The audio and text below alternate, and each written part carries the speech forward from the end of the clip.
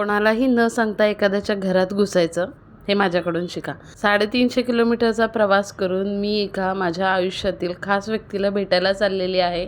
तर कुठे जाणार आहे, काय करणार आहे, कोण आहे ती व्यक्ती, त्याच्यासाठी व्हिडिओ शेवटपर्यंत नक्की बघा। आणि संध्याकाळचे 4 वाजले होते आणि हे घरी आले आणि बोलले की चला रेडी व्हा, आपल्याला जायचं। कुठे जायचं, काय जायचं काही सांगितलं नाही, चला गाडीमध्ये बसा, आपल्याला जायचे। आणि तिथून मग आमचा प्रवास सुरू झाला। आणि रस्त्याला असं कुठंतरी आम्ही चाललोय आणि मुलींनी काय मागितलं असं कधीच होत नाही। रात्रीचा प्रवास होता आणि रात्री एका हॉटेलमध्ये थांबून मग आम्ही जेवण वगैरे केलं।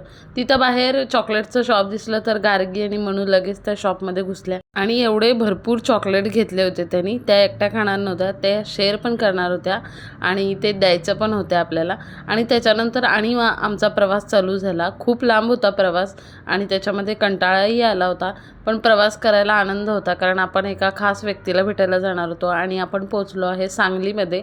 आमच्या वडिलांचा दुधाचा व्यवसाय आहे, त्याच्यामुळे ते सकाळी 5:30 वाजता दुकानामध्ये हजर होतात। आणि एवढी थंडी होती आणि माझ्या वडिलांनी न स्वेटर वगैरे घालता ते दुकानामध्ये सकाळी येऊन उभे होते। मलाच खूप थंडी वाजत होती। आणि त्याच्यानंतर थोड्याशा अंतरावर आमचं घर आहे, तिथून आम्ही गेलो तर घरी जाऊन बघतो तर काय माझ्या भावाच्या मुली सकाळी 5:30 वाजता जाग्या झाल्या होत्या।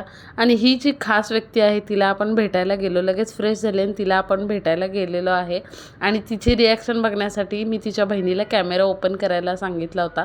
आणि तिथून आम्ही घरी गेलो तर तिने माझाच पोपट केला आणि तिने मला बघितलं होतं खिडकीतून। आणि ती आहे प्रणाली, ही माझी भाची आहे जी सगळ्यात लहान आहे। आणि तिने मला खिडकीतून येताना बघितलं होतं आणि त्याच्यामुळं माझा पूर्ण पचका झाला आणि मग माझं सरप्राईज हे झालं। पण तिच्या आनंदासाठी मी खूप वेळा एवढा लांबचा प्रवास करून गेले कारण तिच्या चेहऱ्यावरचा आनंद बघायला मला खूप आवडतो। आणि ती माझ्यासाठी काय आहे मी तुम्हाला शब्दामध्ये नाही सांगू शकत। आत्ता जरी मी तुमच्याशी बोलत असेल तरी माझे आवाज भरून आलेला आहे कारण ती व्यक्ती माझ्यासाठी खूप खास आहे। आणि सांगलीमध्ये आल्यानंतर मी आणि वहिनी गाडीवरून फिरणार नाही असं कधी होत नाही। आणि आम्ही त्याच्यानंतर पूर्ण अख्खी सांगली पालती घालतो कारण माझ्या वहिनीला माझ्याशिवाय शॉपिंग करायला मजा येत नाही। मग मी प्रणाली आणि वहिनी मग शॉपिंग करायला गेलो। तिला काही ड्रेस वगैरे कुर्तीज वगैरे सेट घ्यायचा होता, ते मग शॉपमध्ये गेलो।